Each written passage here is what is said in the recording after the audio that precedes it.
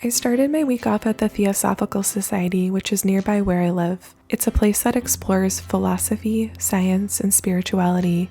I joined a meditation session there where we reflected on how we respond to external sensations, what we chase and what we avoid. Afterward, I walked through their community garden. Summer is still lingering, the sunflowers are tall, the squash is ripening, and you can feel the season starting to shift toward fall. I carried those intentions and that energy with me as I headed home to get some work done. When I got home, I decided it was time to tackle some kiln maintenance that I had been putting off. As I walked back to my kiln shed, I kept thinking about how easy it is for me to avoid these kinds of tasks.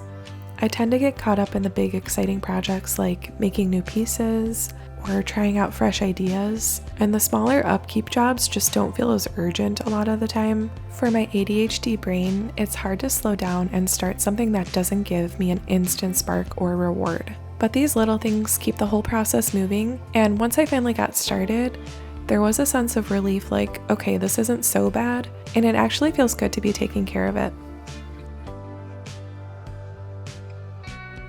I'm going to be cleaning out my kiln today.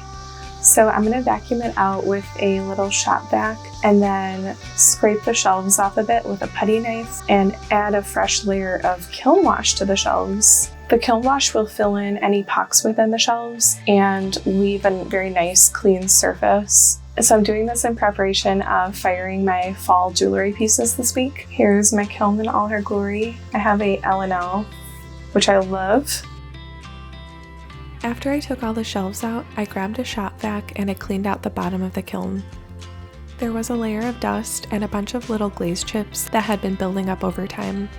I'd noticed that during my last firing, a few of my pieces had some discoloration, and that was a sign that it was time to finally give the kiln a good clean. It actually felt pretty satisfying to watch the dust lift away. The nozzle on this vac lets me get into some of the smaller crevices too, so I took my time making sure every corner was cleared out.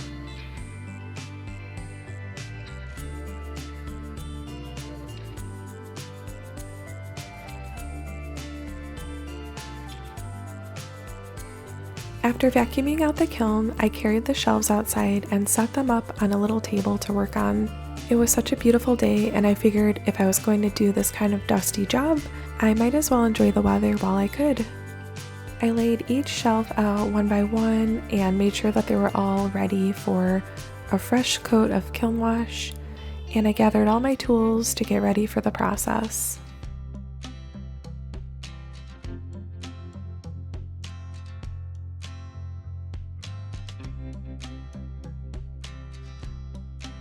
Before I started scraping, I took a minute to gear up. The first thing I grabbed was my dust mask. Once you start working on the shelves, a lot of fine powder gets stirred up, and breathing that in isn't great. Next, I put on a pair of gloves. Some of the little glaze shards can be sharp, and I'd rather not end up with a cut when I'm trying to clean. And finally, I put on some safety goggles. Even when you're careful, those chips can flick off in random directions, and this keeps them out of my eyes. I then started scraping all of the shelves down with a putty knife. The little glaze droplets that build up over time from firings need to come off, and it can take a little elbow grease to get some of the spots loose. I've seen some people use a small chisel for the really stubborn ones, but luckily I haven't had any major glaze meltdowns on these shelves, just a little buildup here and there. One day I'd love to upgrade to advancer shelves. They're made out of silicone carbide, and they don't need kiln wash at all. The glaze just scrapes away with ease. That's definitely on a future wish list, but for now I will stick with these lovely shelves in my L&L and keep them protected with kiln wash.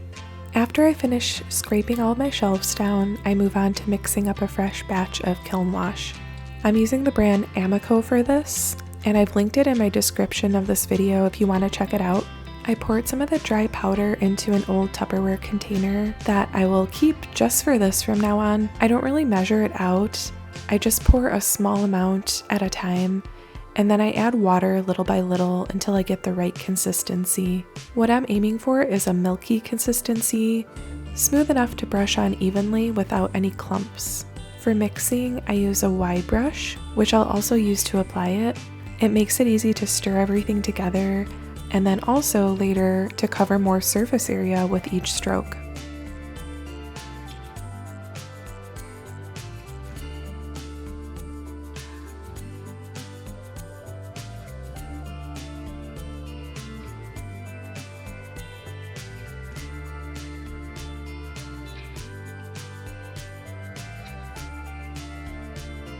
Now that the batch is well mixed and silky smooth, I'm ready to brush it on. I dip my wide brush into the mixture and lay down a generous, even coat across each shelf. When brushing, I try to keep the motion long and steady. Short dabs can leave the surface uneven, but sweeping strokes give it more of a consistent finish.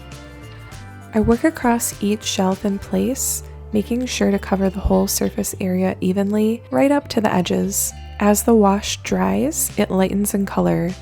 When it turns that bright white shade, that's how I know it's ready for the second coat. I applied 2 coats to my shelves because they weren't in that bad of shape, but you can apply up to 3 coats. I took a break for lunch and let my shelves dry for about an hour or so before applying that second layer.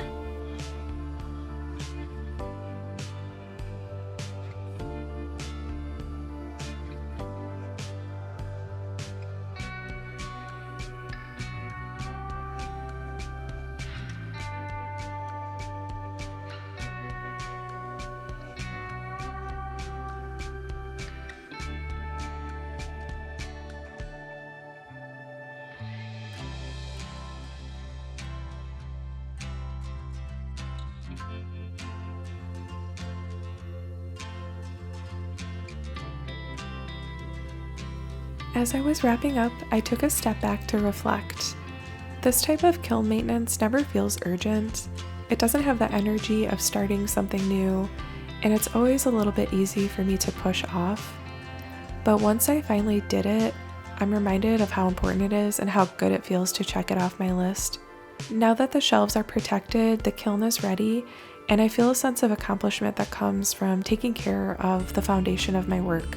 It also connects back to the meditation that I did this week about how we react to external sensations. I notice how I often avoid the ones I don't like, whether it's the physical mess of scraping or just the mental resistance of getting started. But once I move through it, the feeling shifts. The task becomes part of the rhythm, part of the cycle of being an artist. There's something grounding about finishing a job like this, and the way it clears space, not only in the kiln but also in my mind. It gives me the energy to turn back to the creative work that I love. I ended the day feeling grateful for the chance to spend time outside, for the kiln that supports my process, and for the simple reward of finishing something that I'd been putting off.